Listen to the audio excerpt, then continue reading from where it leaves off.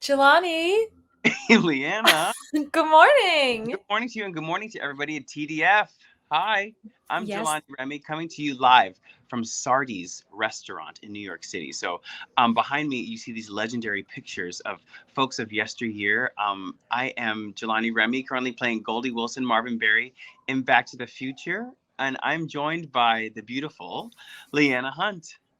Hello, everyone. Let me just say first that this is the most Jelani thing I have ever seen. Jelani coming live from Sardi's in front of the portraits. That is Jelani. I'm honored to be here today with my dear friend. I'm Liana Hunt. I play Lorraine Baines in Back to the Future, the musical, and I'm coming to you live from my home in Astoria.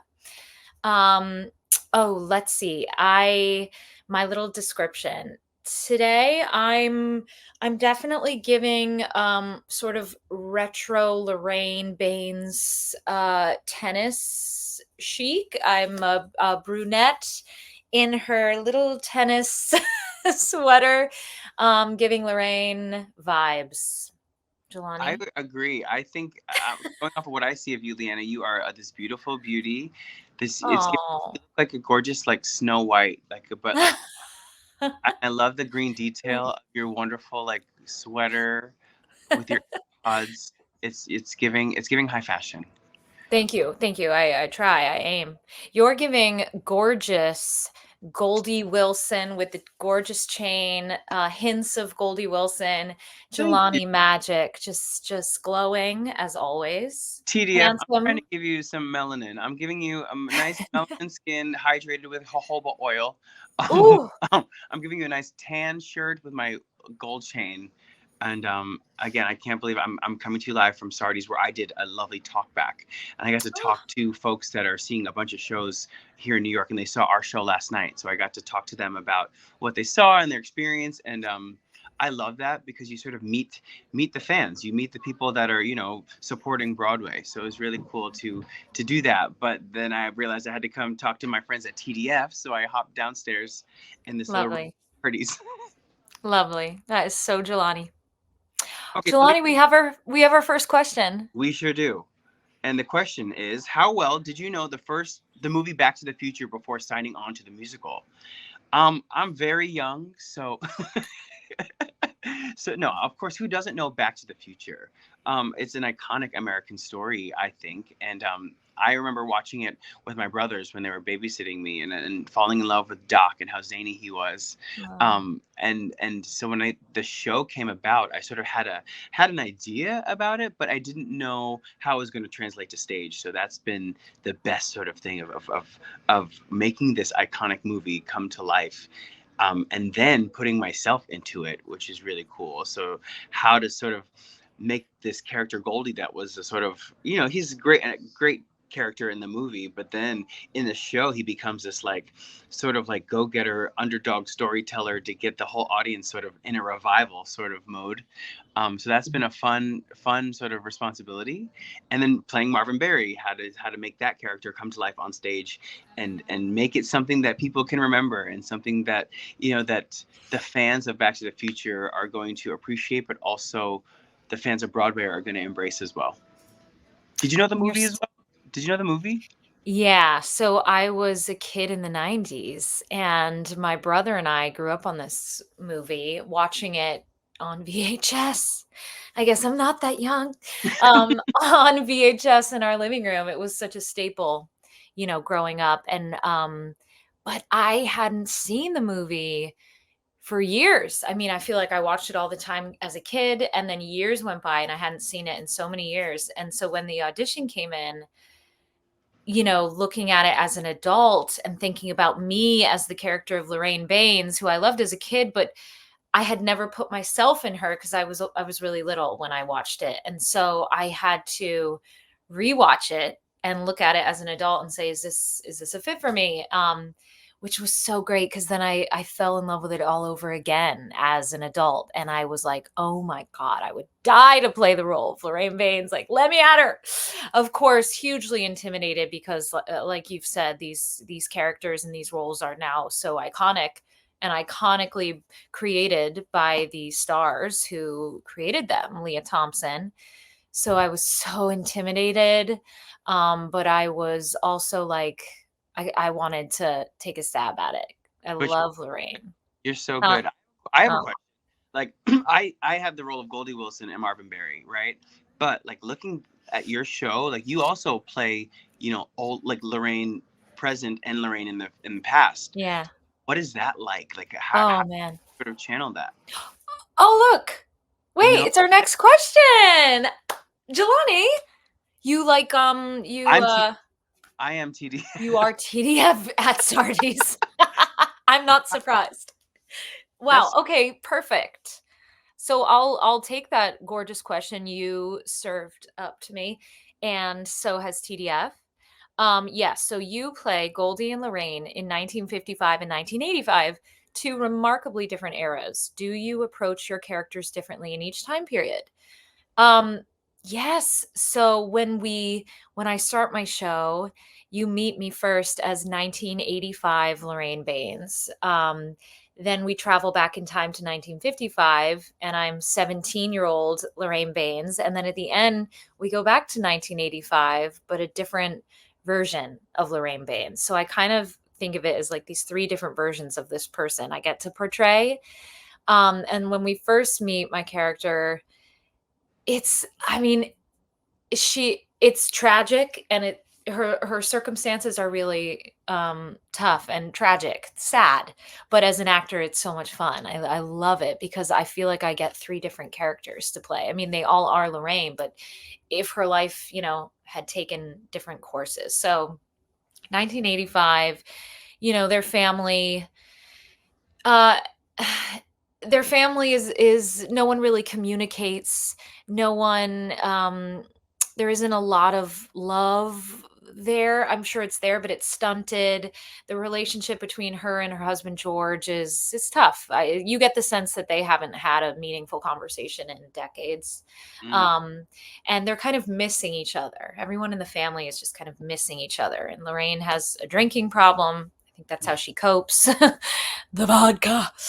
Um, yeah, and you can see it through Marty's perspective that it's upsetting. No one's going after their dreams. No one's fighting for what they want. They're all just sort of staying safe and hiding themselves. So I get to start as that version of Lorraine, which is so much fun. And for me, to get to be that woman is out of the box of what I feel like I usually get to do, and it's so much fun. I kind of like try to drop her voice a little lower, and she yeah. carries herself. I was gonna say even like your voice sounds different and feels different, and it's like she's like Mhm. mom, the mom that's just had it, and Yeah, she's yeah, mom. I going through. totally that's what I'm trying to channel, just, putting myself in her position, thinking about like, all right, when she enters that dinner table scene, how many loads of laundry has she just been doing? And the kids are all screaming and fighting. George is in his own planet, not helping. So that's Mm, so much fun. When I go back to 1955, 17-year-old Lorraine, she's, in her prime. She has a world ahead of her. She's so confident, she's popular, she's gutsy, she's cool. That's a blast. She's flirty, she's becoming a woman. And then we flash forward to 1985 if her life had gone a little differently, and she's like this fabulous version of herself at 47, but successful and chic and thriving and in a happy marriage with a happy family. And so yeah, I have fun with all three different versions of her, and I feel like that's what makes my job so much fun. mm-hmm. Jelani, I just have to call this out. You actually do play two different characters, and we did another fabulous panel together yesterday, and our director, John Rando, said that his wife, who's seen our show now like 8 times on Broadway, just the other night was at the show and was like, "Wait a minute. Is that Jelani playing both Goldie Wilson and Marvin Berry?" Like, she had no idea, and that's just such a testament to how remarkable you are. Talk about that. Well, I could talk about it, but it's also the transformation of like the wigs and the hair department that is so like a little mustache goes a long way. I will say that. But getting to sort of play those two different roles is really fun, and it was also fun to see like what works and what doesn't. And as actors, we get to sort of have that trial and error as we develop our characters and get our inspiration.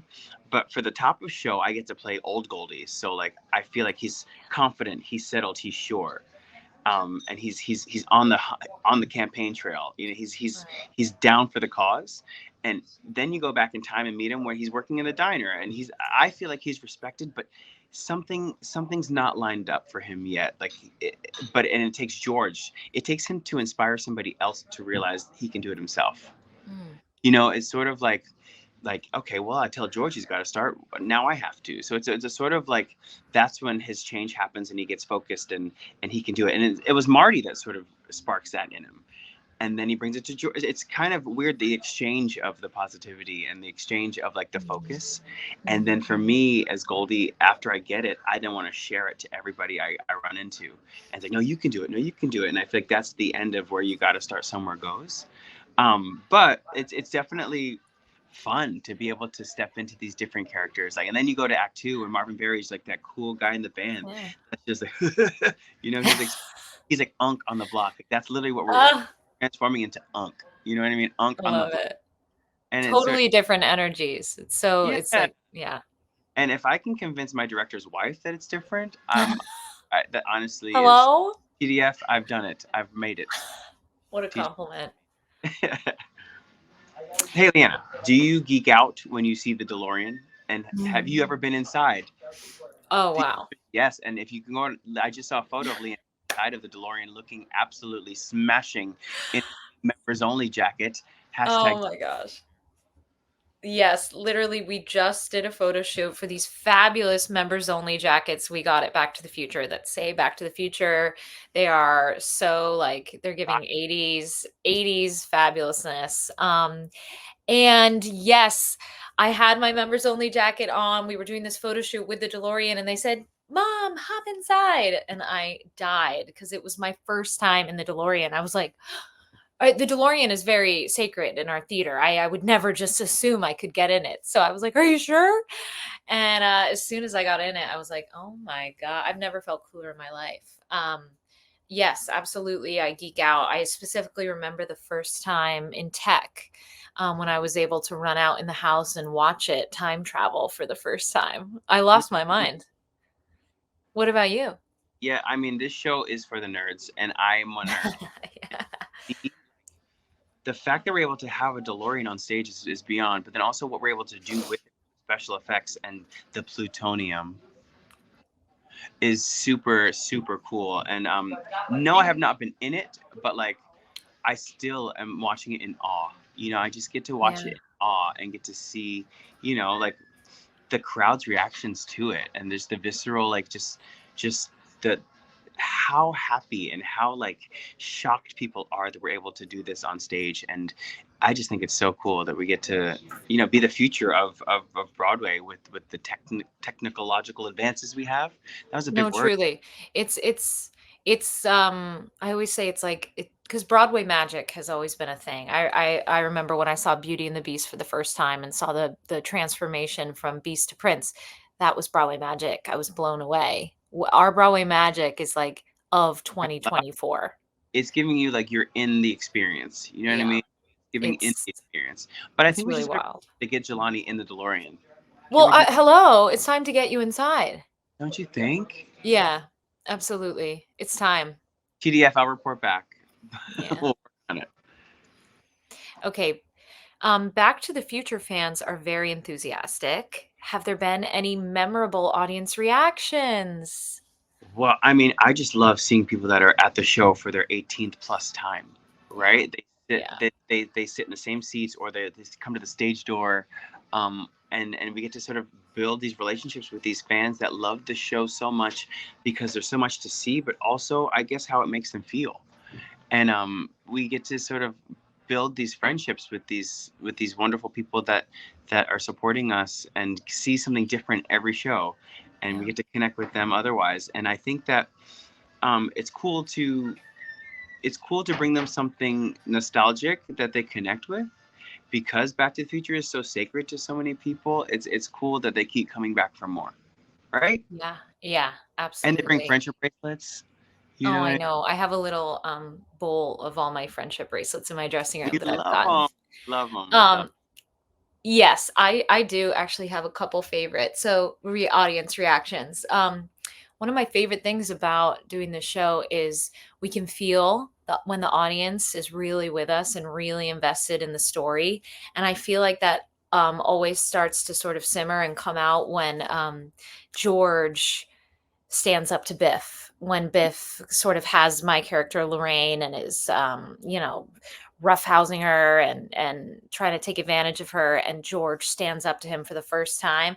We get the most amazing audience reactions in that moment. And TDF told me I can swear, so I'm gonna say this. But one night, a grown man in the audience was so moved when George says, like, no, hey, you get your damn hands off of her.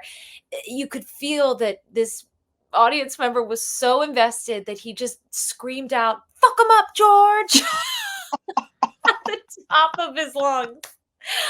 I mean, and it was so sincere.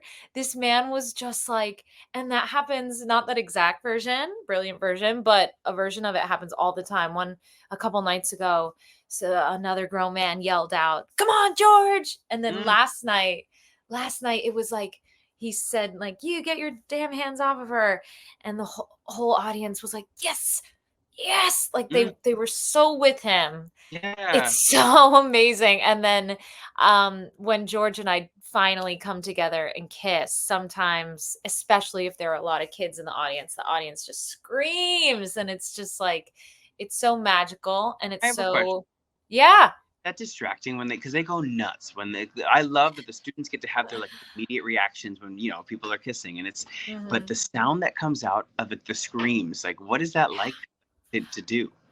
Oh, it's so much fun. Because it's like it's such a genuine, authentic response to the story. Yeah, And to feel that kids or grown-ups, whoever is so moved by the characters in the story that they have to make sound and respond in that way, it's just like the best feeling. it's literally sonar. If yeah, it sounds like dolphin sonar, because sometimes the screams are Oh my so god.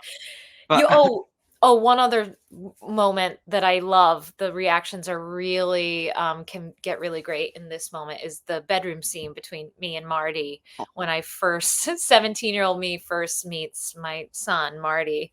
And sometimes, especially if there's kids in the audience, like, as I sort of make my advances on him, they're just like, "No!" right, right. It's hysterical. I also think the show is smart because like I love when we hit the sort of marks from the movie, like when Marty and George are in the diner and they both look up at the same time and look over. Yeah. Those sort of things that people that love the movie, they get to have those iconic moments happen, or the lines like Mayor, I like the sound of that. All these Yeah. like nuggets that Mhm. people are just hungry for and they're looking for, that we sort of Yeah.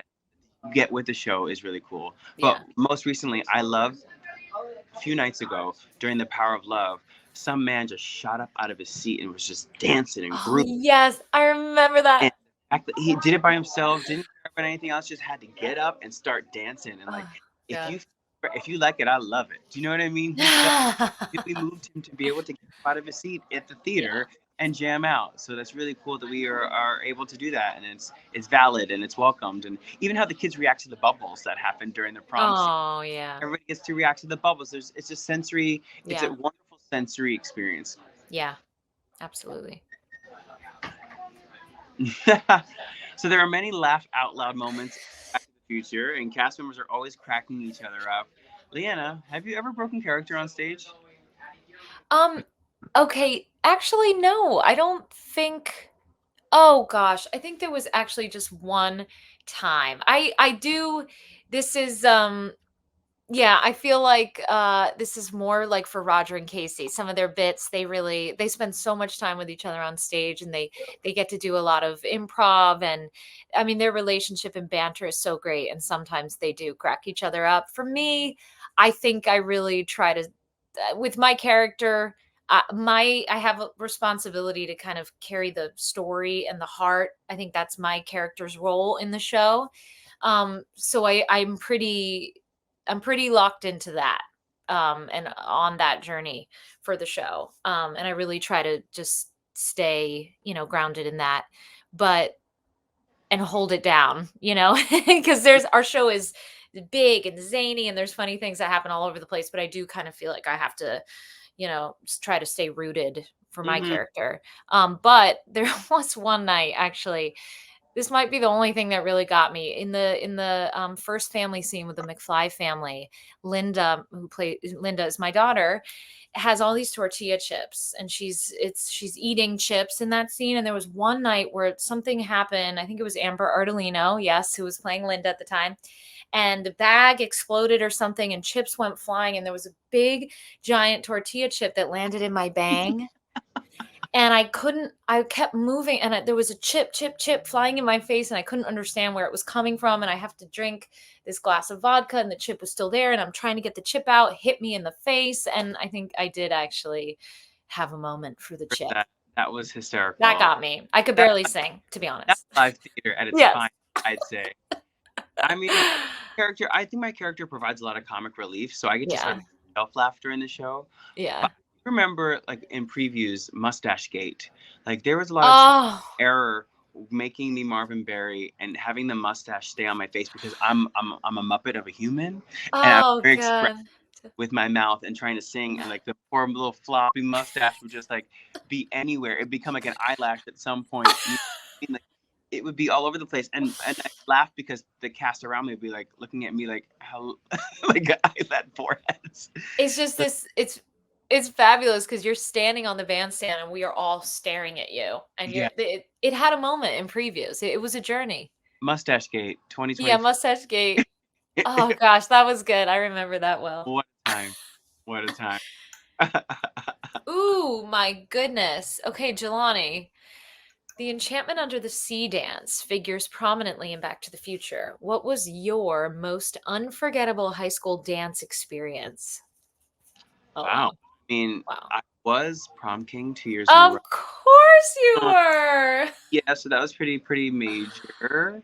I loved high school dances. I was like, prom was one thing, but we also had these things called canteens, where like it'd Mm. be like on a random Friday night, we all like rented a DJ and got to like have a dance party, at our school, and like glow sticks were a thing, and then like the Oh, mouth ones when they got banned, and like it's just like we were those kids that were just like dancing, and we also had a club in town, and I remember winning what? it, and I won a beeper from dance contest.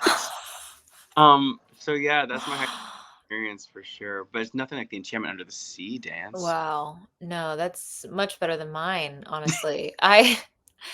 Oh man, high school dances. I think the one that sticks out for me is we had this winter ball in when I was in 8th grade. Classy. I know, right? Oh, really classy. You should have seen the giant tendrils I had from the salon, just filled with gel and product, Wow. crunchy in place. But I think that was like the first time we really got dressed up and went to a dance. Mm. We hadn't been to prom yet because we weren't in high school. But we made it was such a big deal.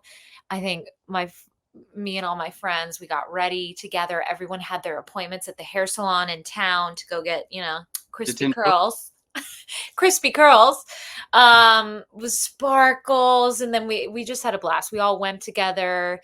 No one really had dates yet, so we were all just kind of dancing with all of our friends, and that's a happy memory. The winter ball of 8th That's grade. lavish.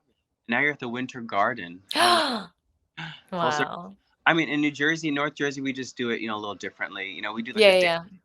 We do the dance circles. We trade off dance moves, and like Oh you, my god. you always know the dance is over when they play Bon Jovi. Got like the final song. Living on a prayer. Like Oh my you know gosh. that's time to wrap it up. But yeah, it was so funny. So funny. Funny. Oh Uh, gosh. well, if you can go back to an event in your past, maybe like the Winter Ball, what would it be and why? Oh my gosh. Well, that's tough. Just one? Just one. Now I'm flooded with E- so I many. I can think of one because Yeah. I would go back to the first time I ever performed a song. Yeah, And interesting. that was in my high school production of Grease, where I played the role of, you guessed it, Duty.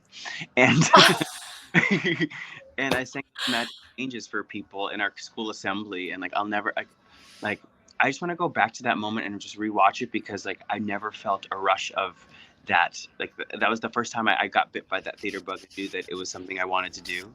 And I'm sure Mm. it might sounded terrible, but like after the hard work you put into it, it was when I personally felt like I found my passion and purpose. Oh, So that's I'd go back gorgeous. there again. Yeah. Um, there's so many that I would like to go back to and be a fly on the wall Hmm.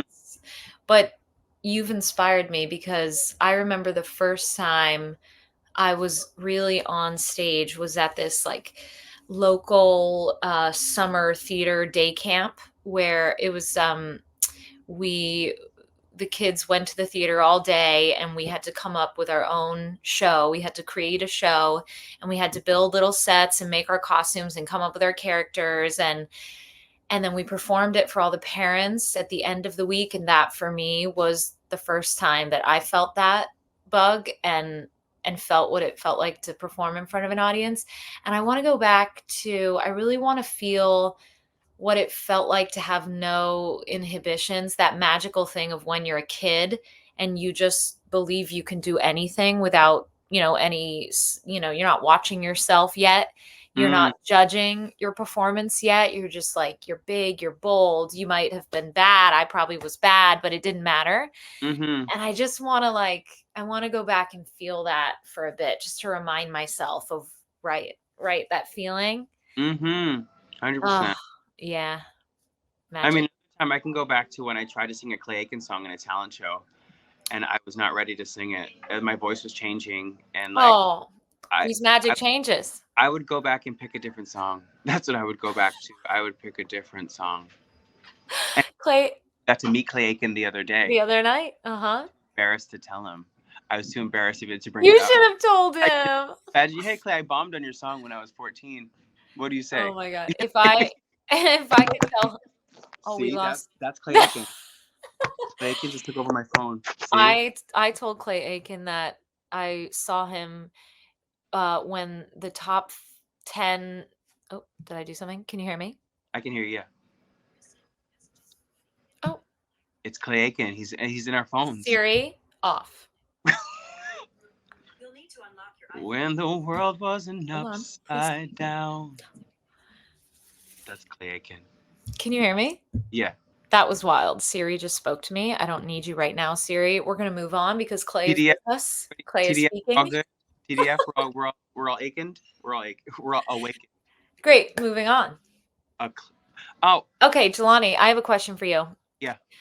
So, TDF presented an autism-friendly performance of The Lion King when you were in the show. Mm, We both speak to the importance of making theater more accessible to all audiences. Do you want to I talk mean, about that a little bit?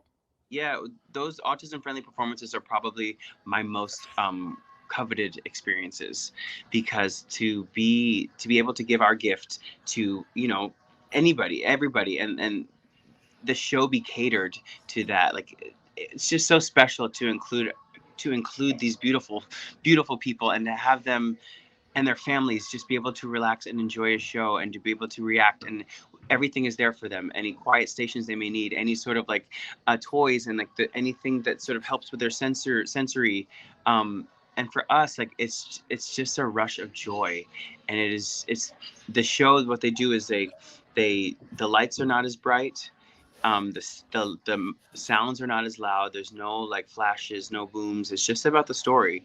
And it's just so fulfilling, and it's just so fun to meet everybody afterwards and to give out hugs and just to see how everybody bands together to make sure that everybody's okay, and Yeah. everybody, and there's so many different walks of life all coming into this theater. It's truly magical, and it's something that we look forward to, and I can't wait for Back to the Future to do it as well. I think every show should have this option and to have this accessibility, because Hmm. it's not just about it's for the whole family. It's really just it's really cool. It's really special and important. Yeah, I mean, theater, live theater, art is for everyone. It's for Hmm. everyone. And it's so, so important to have a safe space for everybody to be able to experience it, to enjoy it in the way that they need to. Um, I really hope we get to do one at Back to the Future. I mean, it's a magical experience. And then to Hmm. interact, like you said, with the audience after, and just it's just like uninhibited joy.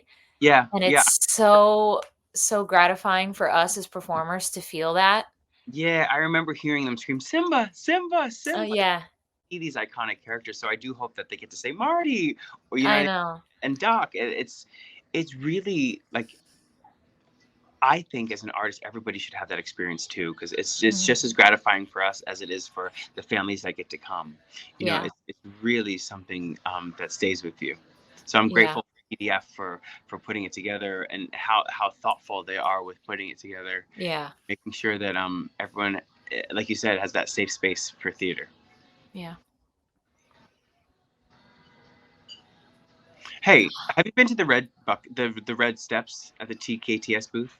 And what's the Absolutely. best deal you got? Which Oh my gosh. they also How celebrated funny. their 50th anniversary last year. Did you? They don't look a day over Oh, 21. 50, my God. Bless. They've had work.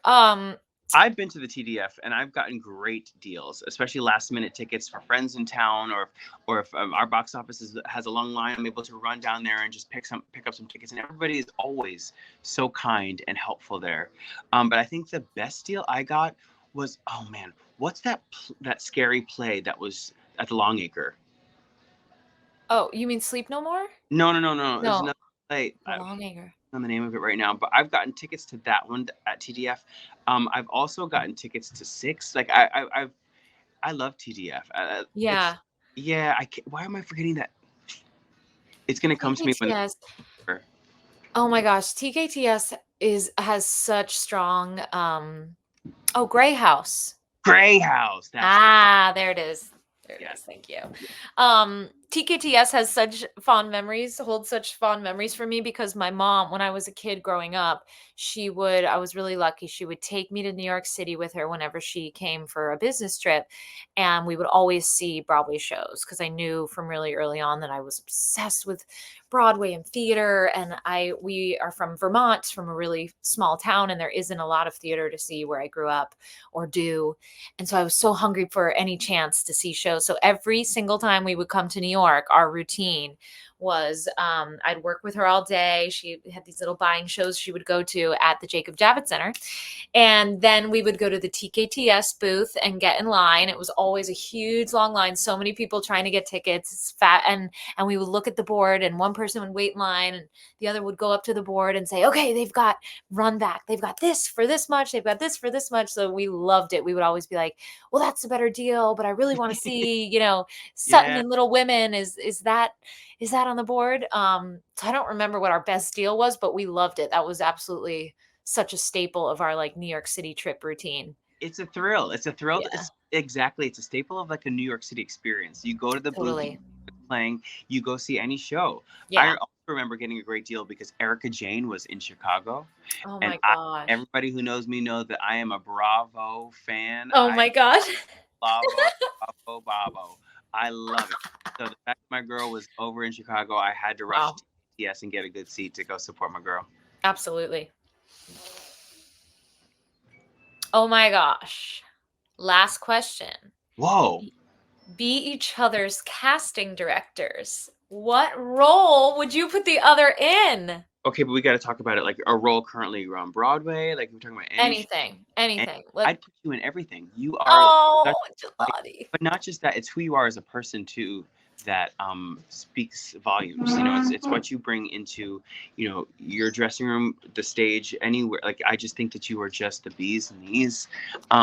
Even watching how you rehearse and like watching how you take care of everybody and how you just check in, and I've That's so really sweet. grown fond of you. So I'll put you in anything. Wait, okay, I'm gonna give you a now in a few years and in, like, Okay. a Okay. while and then way down the line. Okay, now put him in as Fiero.